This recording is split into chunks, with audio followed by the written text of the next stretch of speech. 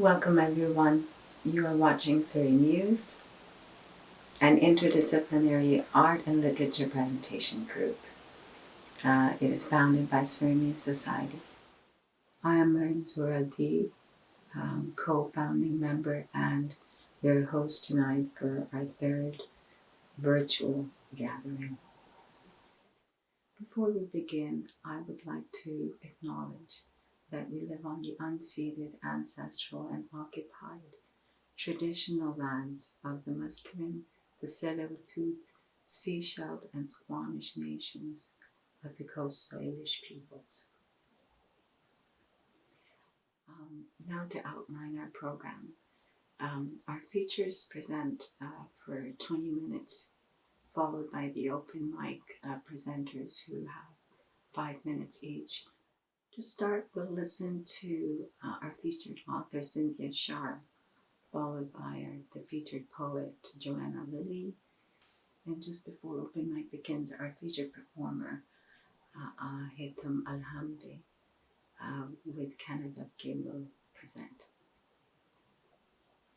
And then open mic begins with SheLa Nefertiti Morrison, followed by Heidi, Greco, Carine the Kinsame, and then Internet Boy with Ingrid. So our featured author this evening is Cynthia. Cynthia is an author, screenwriter, poet, and educator who is inspired by renewal in nature in all the ways she expresses herself. She's published multiple works, including a collection of her poems, Rainforest and Russet, and a series she designed for her middle school students titled The Light Bearers in the Sand Dollar Graviton. Cynthia's work is used in classrooms in Canada, the US, and Scotland, and it has been published and broadcast internationally. The City of Richmond's 2019 Writer in Residence, Cynthia is a full member of the Writers' Union of Canada and the League of Canadian Poets. Let's welcome Cynthia. Hi, I'm Cynthia Sharp. I'm the fiction writer for Surrey Muse. I'm so grateful to be here on video. So I'm going to read, I've got quite a few books out. I have this series called The Light Bearers in the Sand Dollar Graviton. I also have a few short stories. I write for a lot of the students I teach. When I'm not being a poet or author, I'm a high school and middle school teacher. And one of the groups I've been working with are gifted kids. And I found it really difficult to find resources for them. I've been looking everywhere for high-level vocabulary and complex sentence structure in kid kind of themes.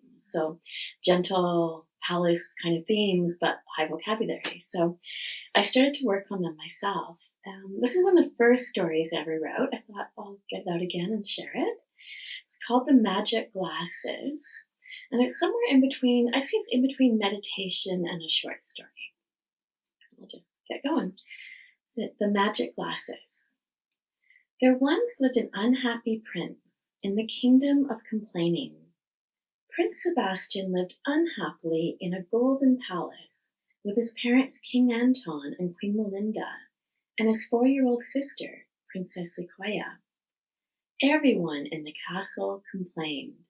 In fact, the entire kingdom shook with the thunder of near constant complaining.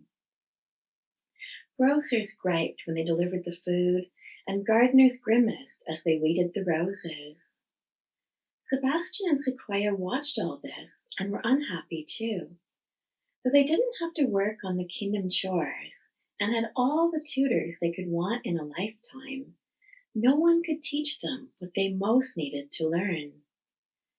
7-year-old Sebastian and his younger sister Sequoia had gone on this way for as long as they could remember, so bored and lonely in a land of such plenty. Just beyond their window were magnolias, sunflowers, starfish, and waves.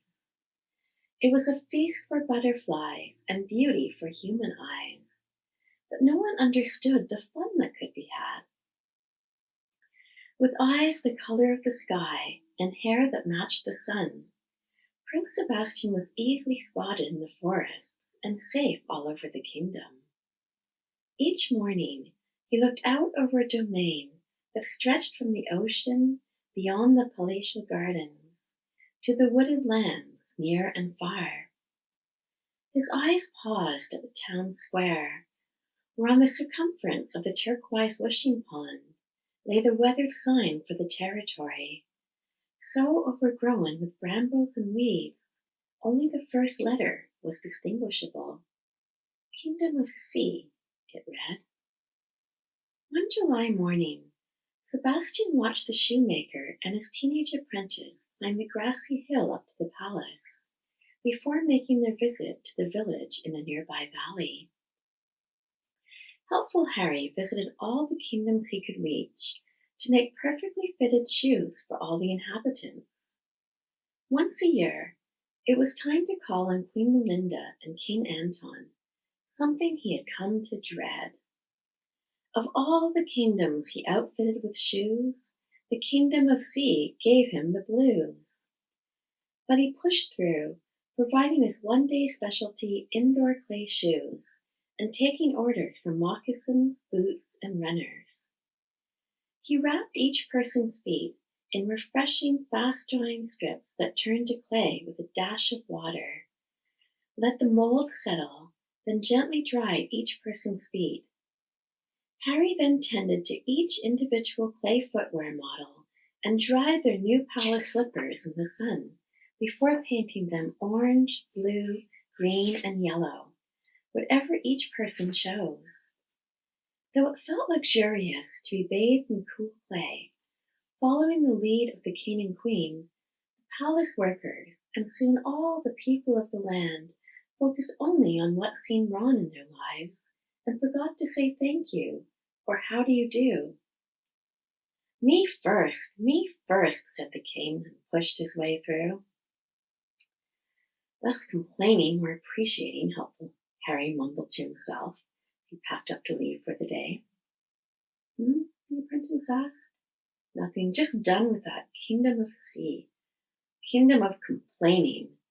They can go barefoot next year, Harry said, and he packed up his slipper molds, square dancing shoes, and clay, and headed home where he intended to stay.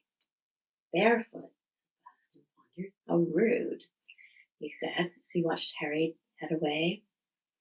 Sequoia ran her fingertips along the soft gray sycamore, thinking, at least there's the Kingdom Carnival to look forward to, she thought, and her peridot eyes brightened a bit. On the day of the annual Festival of Fine Food, the musicians performed, clowns juggled, chefs provided, but nobody smiled. It's too hot, the townsfolk observed. We need shade. Even as the growing demands were answered, with the appearance of white covering the sky, it wasn't enough to please the people of the kingdom. These clouds aren't fluffy enough, the harpist frowned, and others grumbled in agreement. Although the cooks had worked days to turn stevia leaves into life-size candy sculptures of the garden and forest, people nitpicked as they sampled. There were edible orchids, daffodils, roses, and lilies, blue-throated hummingbirds, and orange-crowned warblers. But the replica redwoods with espresso bark and delicate cocoa limbs were the greatest masterpieces of all. The chefs held their breath in anticipation as several parents lifted in intricately designed pieces to their lips and broke off cocoa branches for their young ones. There was a long pause as all eyes were on the grown-ups, tasting the delicacy. This coffee is too bitter, the adults whined. This chocolate is too chocolatey, the children chimed. The sad head chef slumped back inside, head down, staring at his shuffling shoes. Maybe next year things might be different, he hoped aloud, not even noticing the prince behind the eclair table. The prince was musing to himself that someday he would inherit this kingdom, and he wanted things to be different. The festival had ended with everyone noting what had gone wrong and making lists of what to change. The next day, the lineup to the royal supplication platform stretched all around the village. Prince Sebastian wondered if the complaining was really helping. He wanted things to be different. That afternoon, out in the village, Sebastian was drawn toward a tall man in colorful silk robes, offering spectacular spectacles. "I'm so glad you called me," Tom the merchant said. Sebastian looked all around to see who the gentleman could be speaking to, but there was nobody else there. "Me?" Sebastian pointed his thumb to his chest, just over his heart. "I heard you wishing," Tom said. "Your voice is so strong and nearly blew me away." Tom was unloading supplies onto a cart as he spoke. "Me?" Sebastian was a few steps closer, and this time his question blew the man's hat off. Luckily, Tom caught his hat and laughed as he answered, "That is one powerful voice." Sebastian was intrigued. "Here," Tom said, handing the boy a pair of sparkling shades. "These will help you see where you're going. If you keep in mind where you're going, you stay on your path. These glasses," he promised, "help you see better." Prince Sebastian looked down at the road. Couldn't he already see well enough? Stupid old man, the road was very wide. Surely Sebastian would always see it. What did Tom mean? Sequoia peeped out from behind the wishing pond at the strange person in bright clothing. Why was he so happy, she wondered. Catching her eye, Tom tossed her a pair of spectacular spectacles. She jumped up to catch them with a quick flap of her hands, her sandy blonde braids skipping high in the air, then hid again to see what her brother would do. The lenses were smooth and cool in the prince's hand. He put them on. It seemed as though he'd fallen into a great light, with gentle sun on a snowy day, like feeling warm and safe and loved. The moment he put on the glasses, he was filled with an uplifting energy. He followed the shoreline home, engaged with the cathartic crashing waves, taking off his socks and shoes to feel the warm granules of sand and tingle of saltwater ripples as he leapt back and forth with the splashing tide. The wind soothed his soul. Breathing deeply in the refreshing sea air, touching eternity in rhythmic washing waves, he spoke with the ocean and starfish. He continued barefoot, conversing with the grass and grove of sycamore trees as he neared the palace. "Thank you," everything whispered back with his footsteps. Sequoia, too, opened the strange gift and brought the spectacular spectacles close to her eyes. When Tom moved his cart out of the sun's zenith and appeared to be leaving the town square, Sequoia came out from hiding. She pushed the frames firmly up the ridge of her nose and looked at life in a new way. The water of the pond shone more vividly. She dipped her fingers in to make sure it was still the same, scooping a handful and watching it stream down the engraved marble sign. The word kingdom looked more elaborate without the dust that had gathered around it. She drew another handful of water and poured it across the next letters, O, F, and C.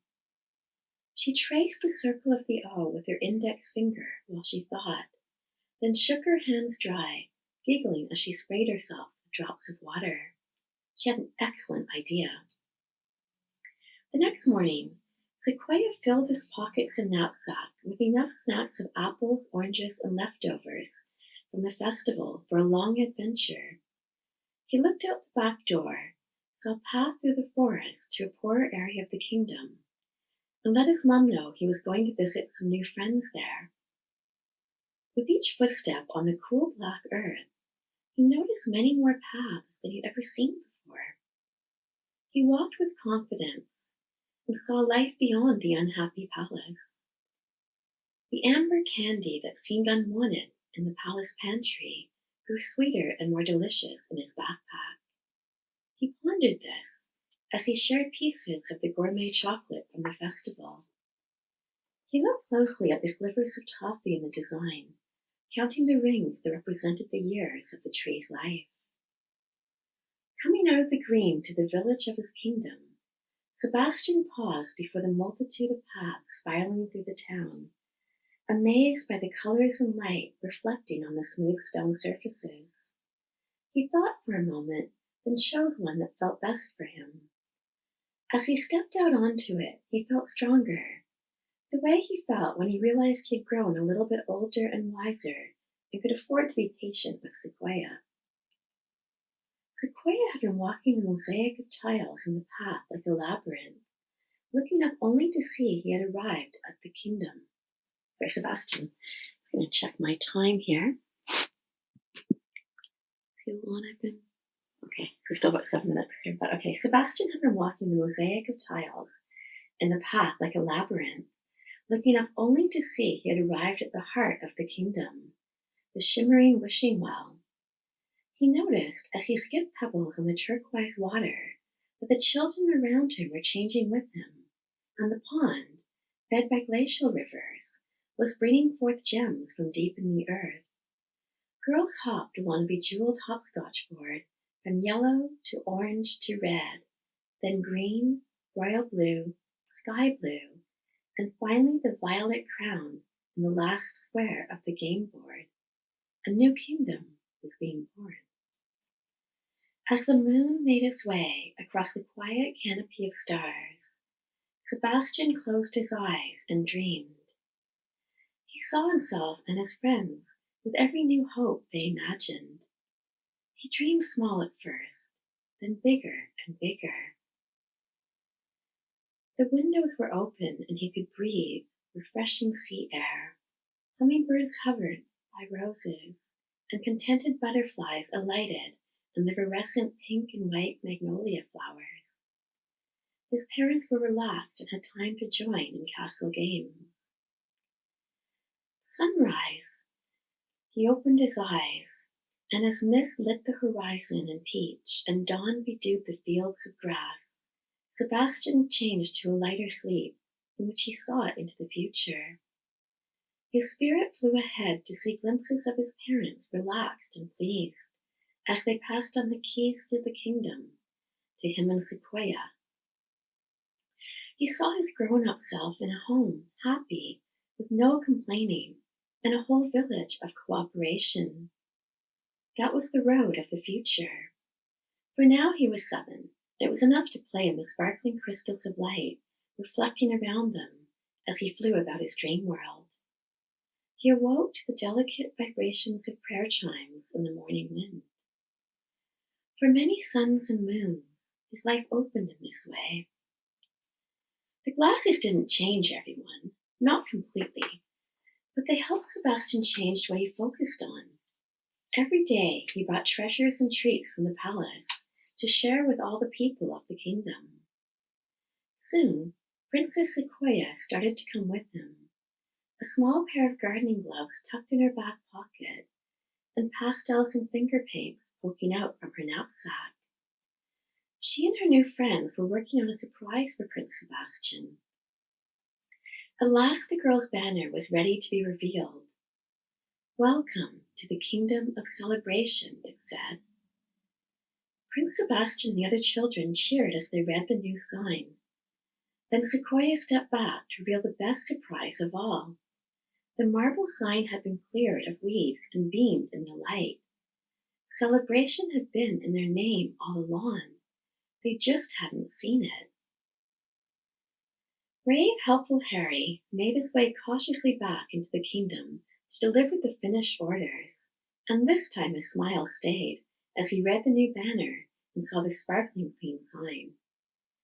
He inhaled the perfume of the pink roses that widened before him and reached in the sack for the moccasins he had made for the families who hadn't been able to come out that day. Harry suspected correctly that they couldn't afford the luxury, so he had carefully measured their footprints in the forest trail before leaving last time and made them each their own gift. The king and queen beamed at Harry's generosity. With free time to mingle among the people, since the complaint line had begun to dwindle, Anton and Melinda helped the grateful family lace up their new footwear.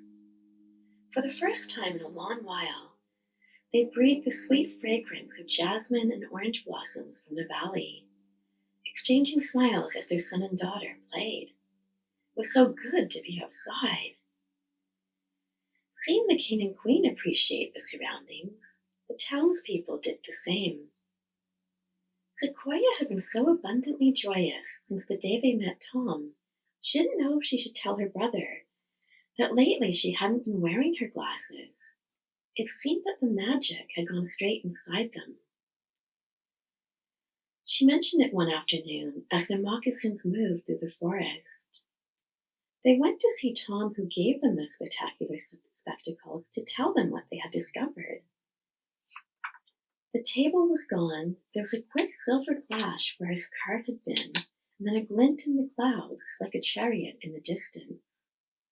They thought they saw him wave and smile, golden silk sleeves billowing behind, as if he were delighted to have shared a secret, as if he knew exactly what the happy prince and his sister had discovered. They waved back and watched his chariot ride into the sky. "Race you back to the palace," Sebastian said. And that's the end. So that was kind of meditative. I think it was meditative stories because my godsons were little. They wanted me to read to them when they were going to sleep, but they didn't want anything too scary. So it's kind of my version of a kind of a prose poetry short story. And kind of my version of A Child's Christmas in Wales, or that type of story. So thank you for bearing with me. Thank you for listening. Thank you for having me here at Surrey Muse. Such an honor to be here with such talented people. Thank you all so much for tuning in, everybody on the internet. Thank you, Cynthia Sharp. I'd like to say that I admire the opportunity and that rise to the opportunity, allowing us to create the very tool or resource that is needed, as Cynthia and her students did. I call that live work coming about from discourse, sharing of ideas. Thank you, Cynthia. Now for a featured poet, Joanna Lilley. Joanna Lilley is a British-Canadian author, poet, and arts organizer. She's published 3 poetry collections: Endlings through Turnstone Press, If There Were Roads, also through Turnstone Press, and The Fleece Era from Brick Books. That was nominated for the Fred Cogswell Award for Excellence in Poetry. She's also the author of a short story collection, The Birthday Books, from from Haglow's Press, and a novel titled Worry Stones from Lonsdale Press. That was longlisted for the Caledonia Novel Award. Joanna's given readings all across Canada and the US and UK, and has delivered workshops as far afield as Alaska and Iceland. Joanna moved to Canada in 2006, 15 years after cycling alone across the country from Nova Scotia to Inuvik in the Northwest Territories. She now lives in Whitehorse, Yukon, where she co-founded the Yukon Writers Collective, Inc. She is grateful to reside on the traditional territories of the Kwantlen First Nation and the Tlan Council. Let's listen to her now.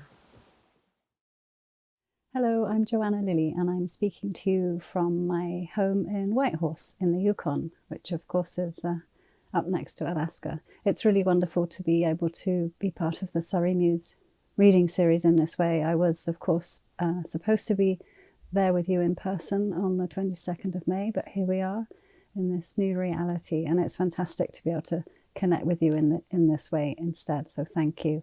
I also, before I start reading some poems, I'd also just like to say that I'm living on the traditional territories of 2 First Nations. One is the Kwantlen First Nation and the other is the Tlan Council, so I'm very grateful to be residing on this wonderful land. And I'm going to read some poems from my very new poetry collection, which is called Endlings. I should hold up the cover. It's published by Turnstone Press, who have been wonderful as well in this strange time of launching a book with no events to go to in person, like many, of course, other authors all around the world. And Endlings is about extinct animals, and about half of the poems are about animals that are extinct definitely because of human actions, and about half are also about animals and different species that existed before we did. I wanted to go back and try and imagine what their lives were like, and had this sort of idea of trying to get their voices onto the page in some way, which of course was an impossible task, but it felt like a real honour and joy to try to connect with these creatures. Excuse me. I'm just getting over a cold, not a COVID disease or anything, but so I'm probably going to take a little bit of tea as I go. So I'm going to read a poem about the Labrador duck, which was just an ordinary duck that unfortunately became extinct. Sounds like it was fairly rare by the time Europeans encountered it in the eastern part of the United States. And this poem is a sort of an imagining of what actually did happen on the 12th of December in 1878 in Elvira in New York State. The last Labrador duck. 13 days to Christmas. The boy's little sister is loudly hungry. His mother silently, bent at the apron strings. The boy goes to the river wide with ice. He slips. His father's gun knocks his knee. The hawthorns are scratchy lines, as indecipherable to him as newspapers. He stops. There's a block of grubby snow on the sleek ice, brown and white, a noose of black. The ice creaks as the boy creeps close. The bird doesn't stir. Its eyes look closed.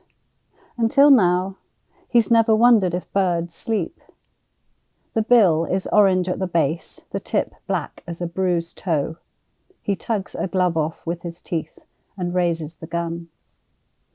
He loaded the right shot and it goes straight through. He saved his mother a job.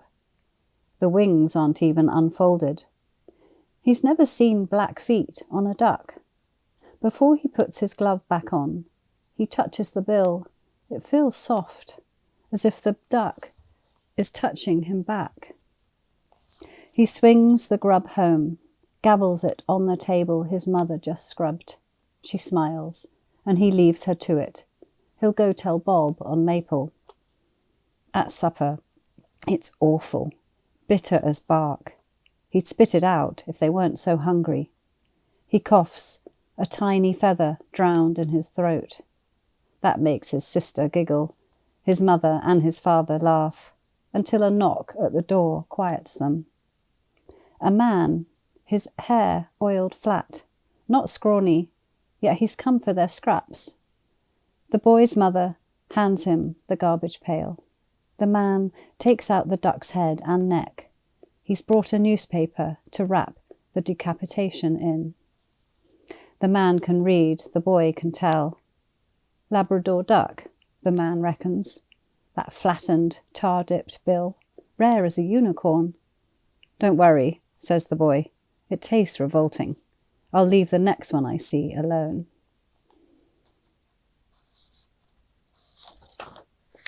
And I have another poem about the last of a species, and this time the heath hen. And in fact, the title of this book, Endlings, that the word endlings means the last actual creature of a species before it becomes extinct. And you can find the word online in quite a few places now, but it's not in most dictionaries. It hasn't made it into the Oxford Dictionary just yet, but I feel it's probably just a matter of time. And a friend of mine told me about the word, and I just loved it as soon as I heard it.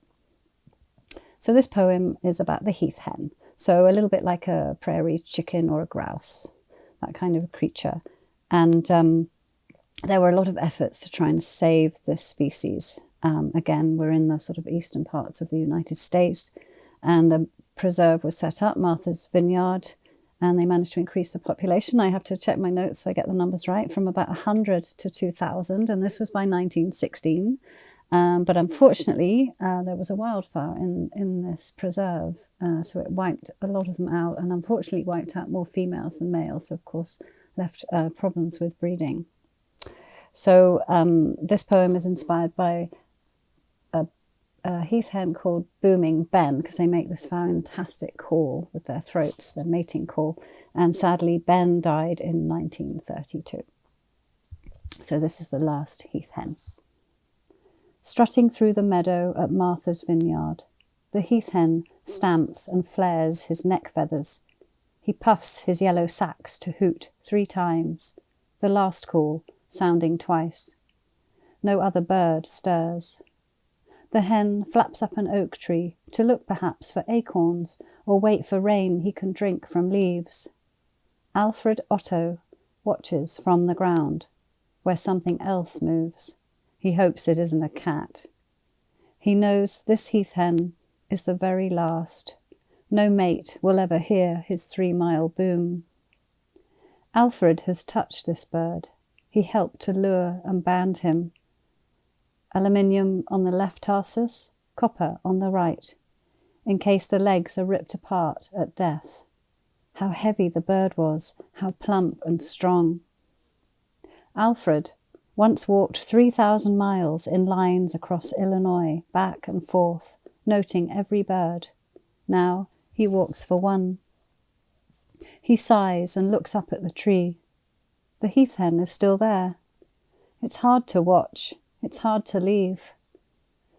If the bird would only call again, the breezy hoot vibrate his eardrum, nest inside his inner ear, so he could safely carry it home and keep it, the last 3-mile boom. Thank you. And I should probably say that the Alfred Otto that I refer to was a real person, a conservationist, and I was very inspired. His surname was Gross, and I was very inspired reading about his efforts. And you can even see video of the heath hen strutting around, this grainy, scratchy video. It's quite amazing. So the next poem I'm going to read. I said at the beginning that not all of these poems are about species that became extinct because of what we did, because of what humans did. And so this poem is about the Yukon horse, which roamed around in the area where I am, up in north of BC. And we have a natural history museum here in Whitehorse, and they have a specimen of a Yukon horse there. So this poem is very much inspired by my encounter with that. I was lucky, I got some funding, and I was able to go to quite a few natural history museums in New York, the Smithsonian in Washington, and so on, which really, really helped me research this book. So this is called Transmutation. A cold burial, quickened by the coming frigid height of the Wisconsinan glaciation. The Yukon horse, dug up at Last Chance Creek, had in its intestines grasses, sedges, poppies, mustards, pinks, buttercups, and roses.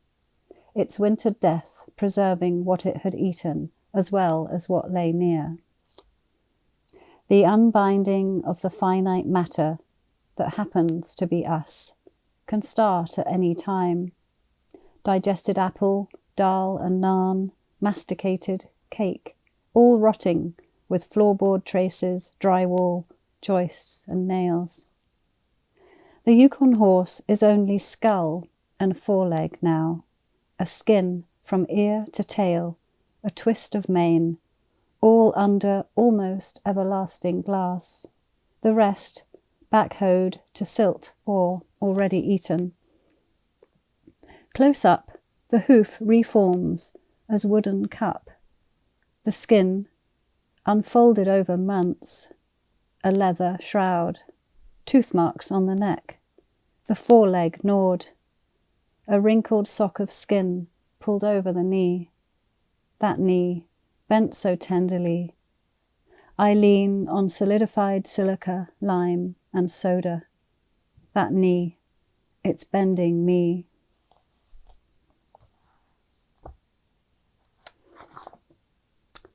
So I'm going to read a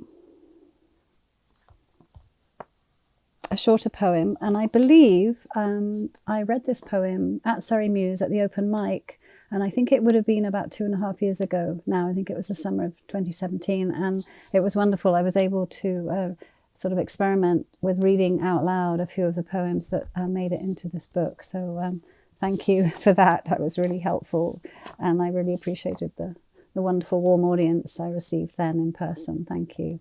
So this poem is about the Bubal hartebeest, which is an antelope, and it lived in Africa, north and south of the Sahara Desert. It's a very beautiful, graceful creature, and it was even an Egyptian hieroglyph. It was quite amazing. A baby hartebeest. It's really beautiful. You can have a look at it online. And unfortunately, this creature was really a victim of war. I would say it was massacred in great numbers by the French, for example, in the conquest of Algeria. So it was kind of in the middle of a lot of human conflict. And I think the last one, it sort of had disappeared probably by the late 1920s. This is called I Hold Up My Hands. Wrists together, palms open, angled, fingers lifted to make the shape of horns. A flower, now, swiftly a chalice. You pour into the space I hold. I carry the air of you, the nothing you have become. My fingertips tickle with the scented recollection of high savanna grass. So I'm going to read another poem that I read 2.5 years ago to Surrey Muse. Thank you. And this one's about the Javan tiger. And it was listed as extinct in 2003. So this is one of the subspecies of tiger in Indonesia. There were 9 subspecies. There are now 6 left. And the good news is, I think there's about nearly 4,000 tigers in the world. So there is hope for the tiger. So I don't want this book to be all full of doom and gloom. Excuse me.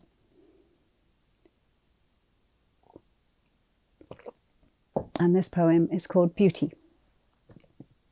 There's a rumour about beauty, its long whiskers and golden eyes, its stripes as dark as the moon shadows of trees. There's a rumour that the forest took the beauty, that the people who took the forest took the beauty. The beauty's striped, tightened, sliced right through. The people said they had nothing to do with it. The whiskers caught fire, and the golden eyes burned right through. And this is one of a poem that I wrote, the first draft, fairly quickly. Sometimes, as I'm sure you know, poems just kind of come out. Sometimes they take many years to evolve. And I did definitely work on this poem a fair bit after I'd first written it. But it wasn't until a while, really, that I kind of realised that this poem is really very much connected to and inspired by, and perhaps a response to, William Blake's poem, Tiger, Tiger, Burning Bright. So it was funny how the penny didn't really drop for quite some time, which always makes me worried, because you worry sometimes that you're just reproducing what you've read somewhere else. So I'm going to read the last poem of the book, which is called It's Time to Talk of Hope. Because again, I want to leave a little bit of sense of hope, especially during these difficult times. There's only so much I feel we can deal with at the moment in terms of the survival of the planet and even the human species. It's time to talk of hope. It's time to talk of human evolution, with a tapered blue mug of Earl Grey and a slice of spelt toast, while my dog rests her head on your feet, and your dog lies behind me, watching through the window for a yellow car. Sapiens are still becoming, we agree. Evolution never stops, of course, as long as moon and earth twist in locked rotation around an ending sun. Perhaps We can delay our inevitable extinction by persuading our DNA into a kinder transmutation. Perhaps we can augment our aptitude for wonder. In a single solar orbit, we discovered the existence of another 18,000 species.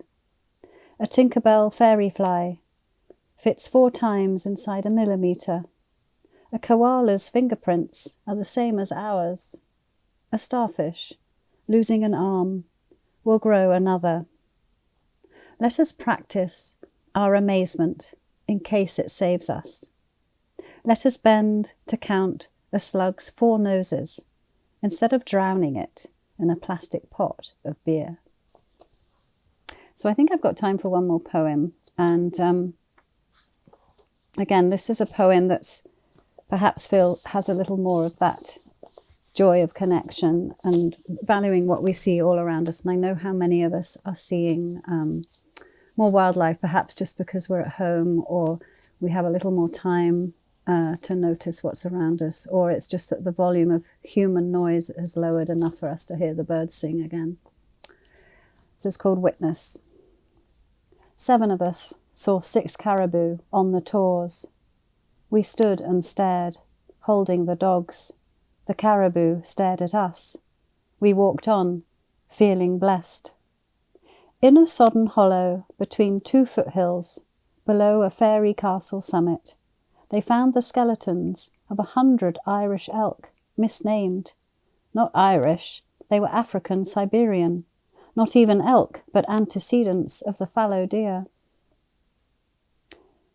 At autumn sunrise, we drove along golden lanes to Schiehallion. We spotted a running deer and travelled on, feeling blessed. If I'd stood at that turfy Irish bog and pulled out bones, I wouldn't tie them to my car or nail them to a gate.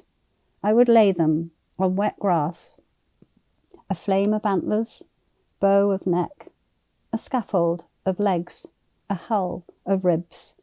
Everyone could come to see.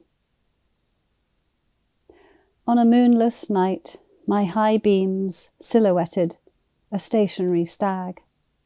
I drove slowly on to Inverness, feeling blessed. Thank you very much, and I will leave it there. Thanks very much for listening. Bye-bye. That was a wonderful reading from Joanna. Some lines stand out for me in her poetry. In transmutation, the unbinding of the finite matter that happens to be us can start at any time. And it's time to talk. Let us practice our amazement in case it saves us. Those are some amazing words and lines. Now let me introduce to you our featured performer, Haytham Alhamaydeh. He is a dancer, a singer, and a calligrapher who also excels in public speaking and storytelling. He is a leader and founder of the Dabke Zafe performance team, Ghana Dabke, since 2014. Ghana Dabke showcases the culture of Palestine's Dabke, a dance traditionally performed to build roofs of the houses, and now to bring joy to newly married couples by hyping their wedding ceremonies with the chants of Zafe and stomps of Dabke.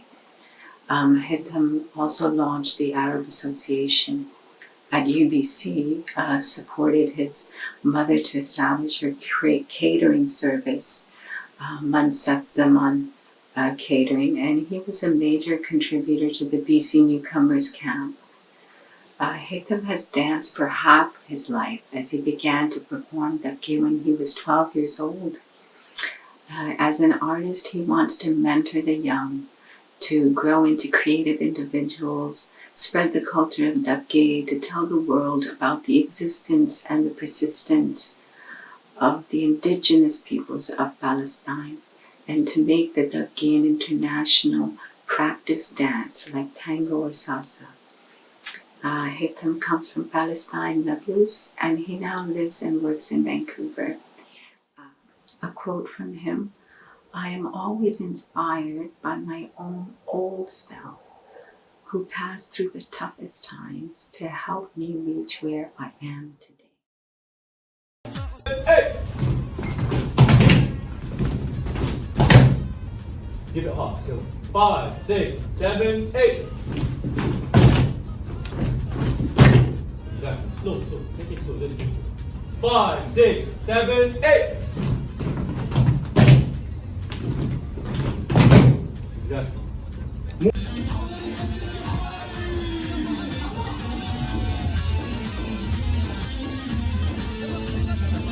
5, 6, 7, 8.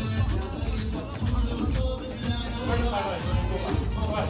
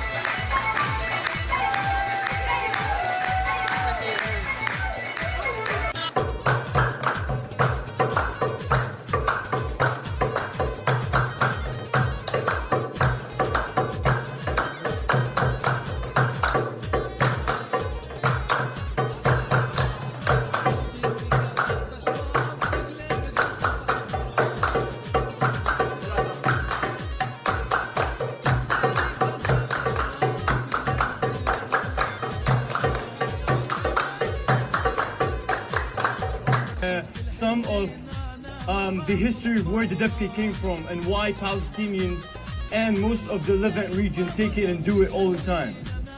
So Debke is basically the stomps of the feet.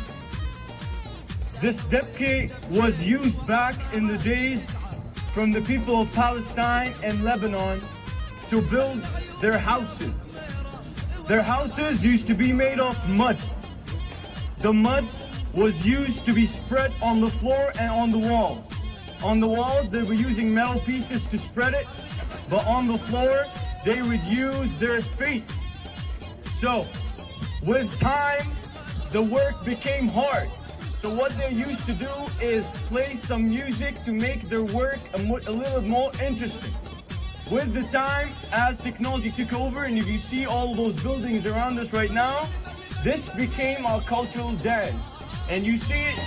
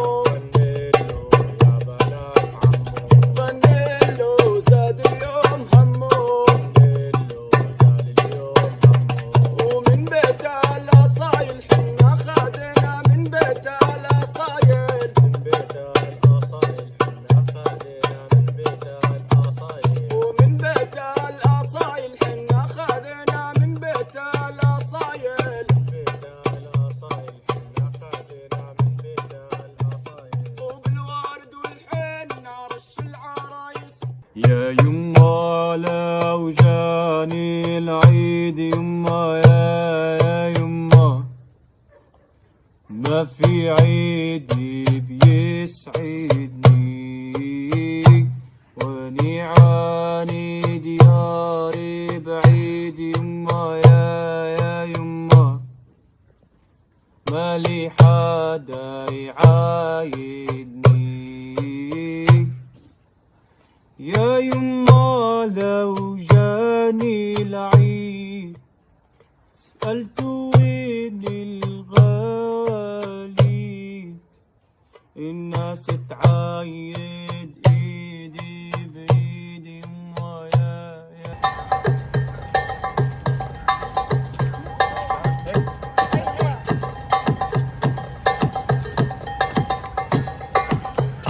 صح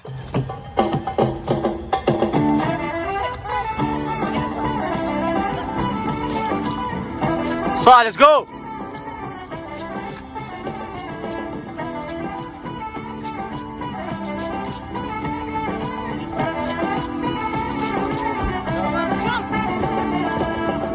صح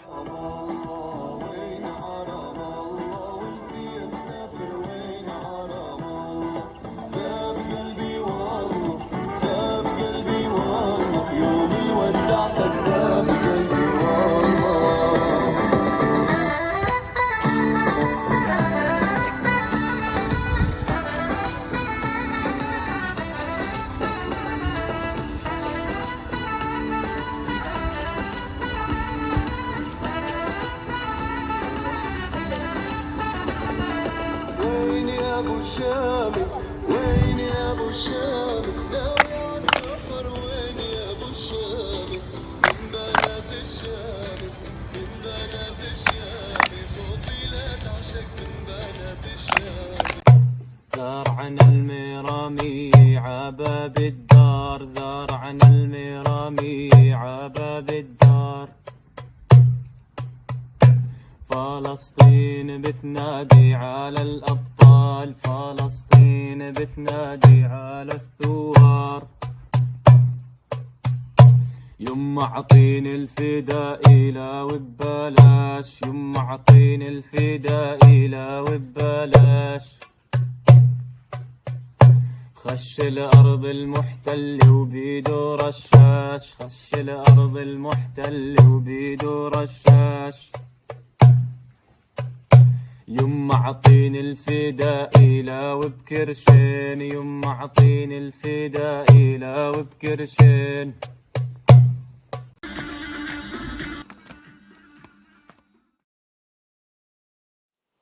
Those were some amazing performances from Canada. Thank you so much, Haytham and thank you so much, Haytham Alhamaydeh. Freedom and home and the intertwined relationship between culture and specific experiences where we worked together as a community.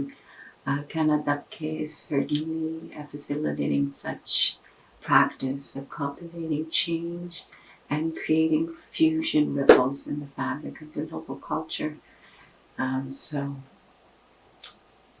I was singing along to some of those songs.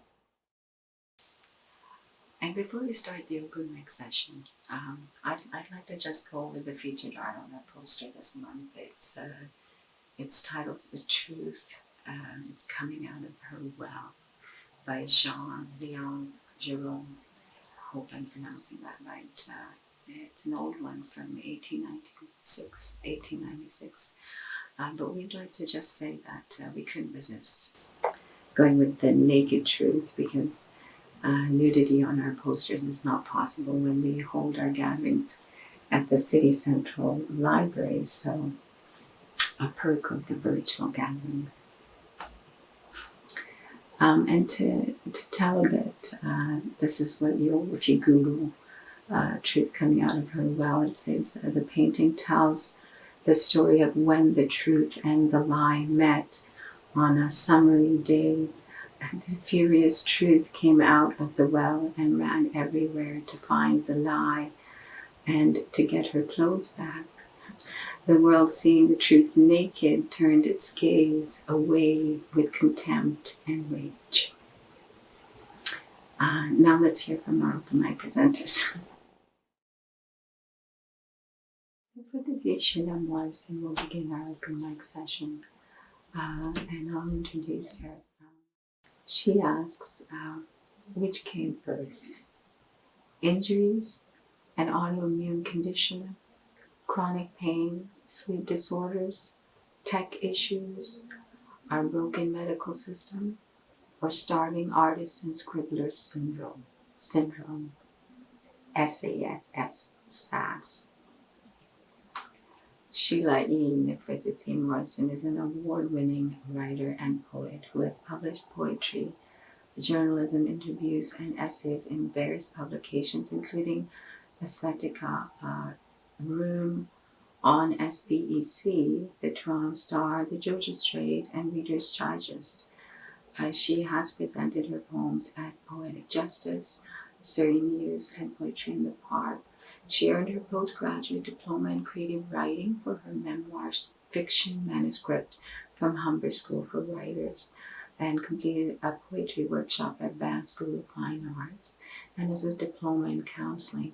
Nefertiti is an apprentice member of APTRA, Union of BC Performers, a pet rat enthusiast, and a literary advisor to Surrey Muse. She has volunteered in maximum security women's prison for 5+ years and has donated blood over 50 times. And more than anything, she loves to laugh. Hello, everybody. Welcome to the one and only Surrey Muse. As Santa, one of the greatest hosts, with her beautiful smile and her A game of enthusiasm and knowledge. And thank you to Fauzia Rafiq for starting this, and Mariam, Zohra, Duani, and Randy Purewal, and Helga, and Alex, and all the regulars. And I'm probably missing somebody's name. Just great to be here. I always love to hear the other open mic people, and I'm really excited to listen to favorites Cynthia Sharp and Joanna Lilley. And I'm intrigued by somebody that I have not met yet or heard his work. Haytham Alhamaydeh. So looking forward to that. Here's a little ending of a piece that this is a part of a memoir called My Tricycle Renegade. It covers a lot of ground, but open mic opener. So did I say my name? SheLa Nefertiti Morrison. When I was a kid, my mom called me Nefertiti, but she also called me SheLa too. So you can call me whichever one suits. Anyways, here we go. Stanley, the little boy across the street, we're 5 years old. I asked Stanley why his tricycle had a bar on it, and mine did not. His eyes shone. Come here, I'll show you why. So we pedaled over to my house. Stanley told me to check to make sure my mom wasn't looking. Stanley said the coast was clear. She was in the basement. We pushed our tricycles on the grass and went behind the garage. All of a sudden, Stanley pulled down his pants. Then, pants around his ankles, he peed. A big, shaky S plus S. Stanley! My mom called from the open basement window. Are you out there playing with SheLa? What are you two doing? So he sort of put whatever it was down, and it was dribbling, and it kind of was trying to put it back in his pants. But then he looked at me very seriously with an air of authority and said, "This," pointing, is why I have a bar on my bike. We had the same stuff on top, but we had such different stuff on the bottom. Stanley pulled up his pants. And before you could say, Dick loves Jane, Stanley's lips were upon mine in one slobbery kiss. The second lips unlocked, I shouted, yuck, and ran. My mom had just come outside to hang clothes on the line. I hid behind my mom and stuck my tongue out at Stanley as he rode past out of our yard with a big boy's grin that I will admit made my 5-year-old heart flutter a bit. Shortly before the start of the school year, Stanley's family moved, but I'll never forget how my tricycle renegade showed me what big boys have besides bars on their bikes. Thank you. Open mic is now open.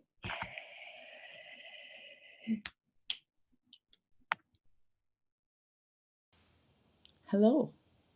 Such a treat to be part of Surrey Muse, even if it's not in that nice room at the library, but I'm still in a sort of library, I guess. If you look behind me, you'll see there are quite a few poetry books. A few years ago, I wrote a little chapbook called Tabac, all poems about tobacco, and I've been writing a few more of them lately, and so I'm reading new work. This one is called Performance. The first time I smoked a whole cigarette, I worked at looking cool, held my fingers in the proper V, the way I'd practiced in the mirror. Blew the smoke from my lips, a tidy white stream. Tried not to squint, not to wrinkle up my nose, not to show the others how bad it tasted. Only later, when I got home, how I puked my living guts out. But knew that next time I saw those friends, I'd be lighting up again. That's kind of the way it really goes, isn't it? And one more from that suite. This one is called Stealing Smokes. I was the best at stealing from my mother, ferreting through her purse for days, waiting till the pack of cigarettes was just right, not too full or empty, so she wouldn't notice any missing. Glad that she liked Salem's, white-tipped, minty, as if the menthol might hide the taste, the scent of theft embedded on my fingers. Never thinking then of what Salem meant, women and witchcraft, the punishments for stepping out of line, daring to try something mannish. And thinking of things mannish, it's hard not to think about the fact that domestic abuse has risen during this time of isolation. It's a hard thing to write about, but I took a page from Jude Neal, who is wonderful for offering prompts. Look in any of her books and you'll find them. She suggested writing a poem that was not about sports, but one that used sports metaphors. So that's what this one is. One of those been there, done that kind of poems.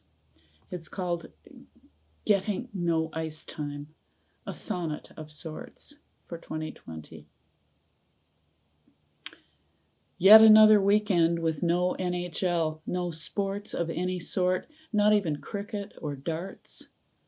I didn't know why, but again I could tell you were going all high-stickish on me.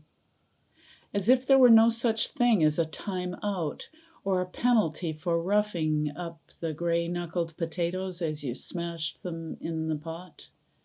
No instant replay for backhanded taunts, harsh words crossing the blue line. And I'm wishing the guy in stripes would show up, if only he'd blow the whistle, hand out 2 minutes in the box to cool down. Can't he see that we could use an assist? I keep trying to make the save, wanting to remind you those long ago sweaty afternoons, naked in the days of cold beer and hot romance.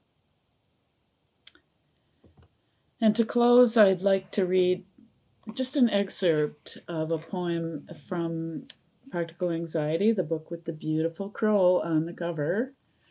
The poem is called Trilogy for Faith, Hope, and Charity. And I would just like to read the second part, which is Hope.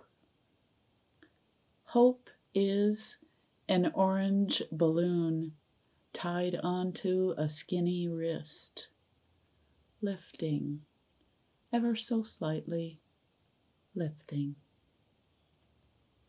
And I hope that we all find hope in these days and that we keep looking after each other.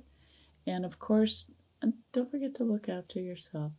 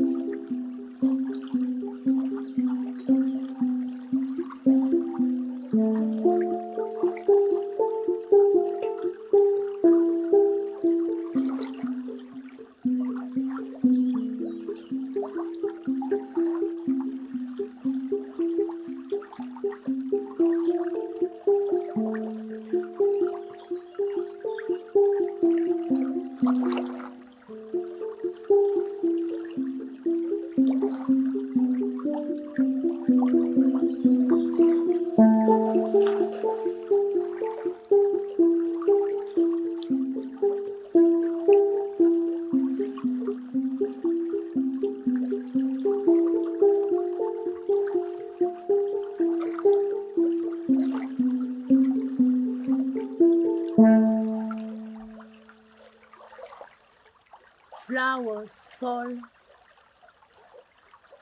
invoking links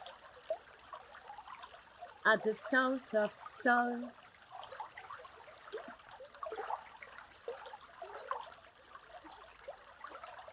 Some deep dreamers dive into the lava to bloom diamonds of freedom. Wise web wets wood, brave and humble creatures know how to care and sing life.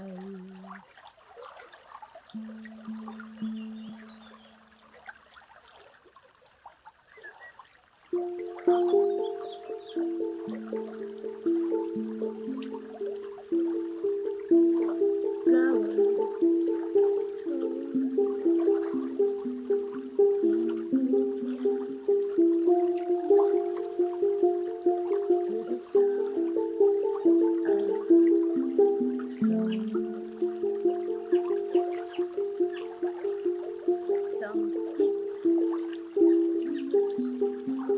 dive